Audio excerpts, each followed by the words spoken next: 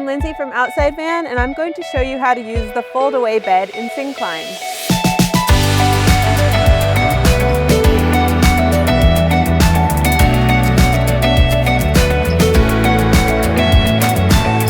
Syncline features the Foldaway Bed, which is a Murphy-style bed made of lightweight aluminum that's easily deployed with the assistance of the gas-assisted struts.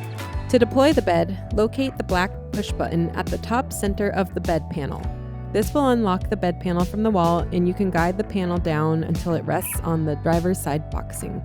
Then, unfold the mattress to fit on the frame and inside the bump outs on the side of the van. To stow the bed, fold the mattress in half, ensuring the passenger side flap is folded up to fit inside the bump out. Once the mattress is folded, firmly push the bed panel into the wall until it clicks. When stowed, the gear wall panel is accessible.